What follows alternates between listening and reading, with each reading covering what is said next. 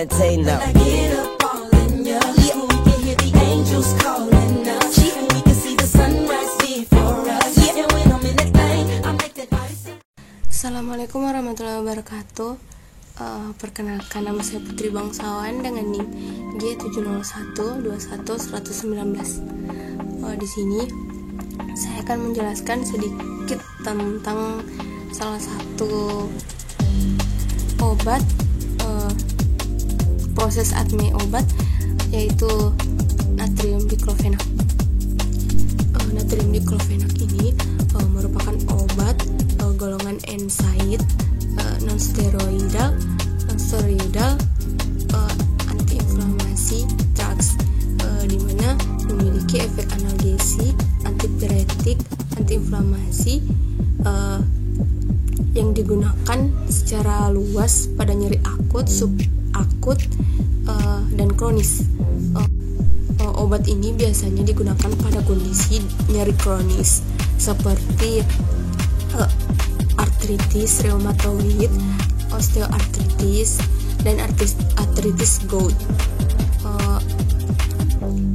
Farmakodinamik dari natrium diklofenak ini yaitu natrium diklofenak ini bekerja dengan cara menghambat enzim siklooksigenase 1 dan 2 atau COX1 dan COX2 secara reversibel, sehingga menghambat proses sintesis dari prostaglandin, di mana prostaglandin ini merupakan mediator penting dari rasa sakit, demam, dan respon inflamasi.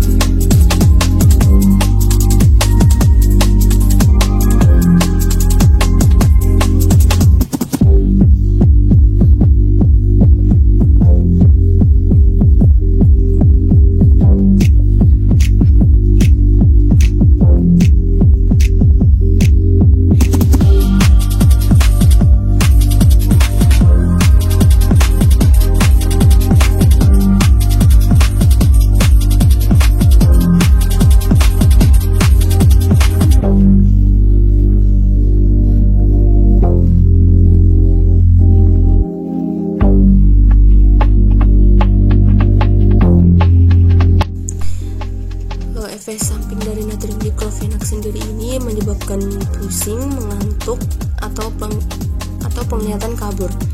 Sebaiknya jangan meminum natrium diklofenak ini ketika mengemudi atau ingin mengoperasikan mesin. Adapun ATME dari natrium diklofenak sendiri ini yaitu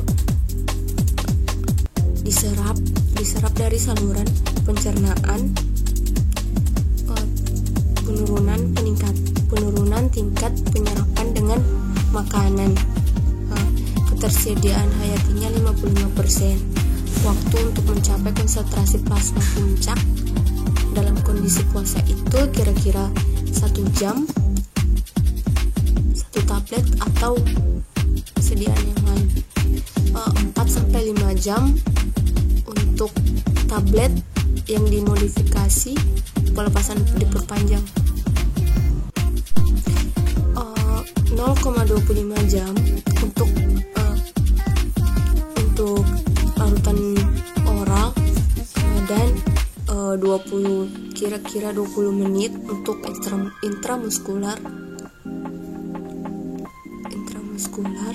dan 10-20 jam untuk transdermal. Natrium diklofenak ini menembus cairan sinovial melewati plasenta, terus memasuki ASI. Volume distribusinya sekitar 1,3 sampai 1,4 liter per kilogram.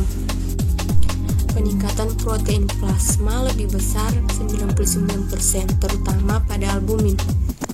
Metabolismenya itu mengalami metabolisme lintas pertama di hati dan dimetabolisme melalui hidroksilasi dan metoksilasi.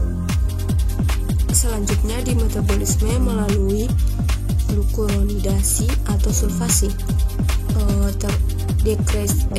Proses ekskresinya itu terutama melalui urin, kira-kira 60% sebagai konjugat glukuronida dan sulfat. Empedu kira-kira 35%. Waktu paruh eliminasi terminalnya sekitar 1-2 jam, kira-kira 12 jam melalui transdermal. Biotransformasi dari diklofenak melalui metabolisme fase 1 dan 2 dalam kondisi basal dan inflamasi, yaitu massa yang akurat, spektrum massa tandem, dan standar yang tersedia sesuai dengan metabolit diklofenak utama dari sistem kultur hati digunakan untuk menjelaskan struktur. Nilai AIC persen metabolit digunakan untuk memahami jumlah relatif yang terbentuk. Diklofenak ini masing-masing sebagai metabolit fase 1 mayor dan fase 2-nya minor, dan asil glukuronida dari diklofenak, hidroksi diklofenak, dan diklofenak sulfat sebagai metabolit fase 2 utama. Dalam kondisi kultur, 3 glukuronida diklofenak dan diklofenak terhidroksilasi diamati, yang mungkin disebabkan oleh asil glukuronida isomer, sebagaimana dinilai berdasarkan produksi 4 hidroksi diklofenak. Aktivitas CYP2C9 pada hari kelima itu adalah 1-5 kali lipat lebih besar dibandingkan pada hari ke-7. Metabolit hidroksi diklofenak aminonor metoksilasi terdeteksi kira-kira 2,8 kali lipat lebih tinggi ketika reversip diobati dengan obat dan LPS dalam kombinasi.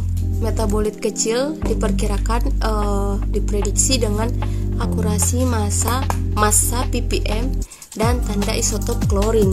Pengobatan diklofenak dari LPS menurunkan regulasi pembentukan 4 hidroksi diklofenak 2 kali lipat yang bergantung pada CYP 450, meningkatkan pembentukan total diklofenak asil glukuronides yang bergantung pada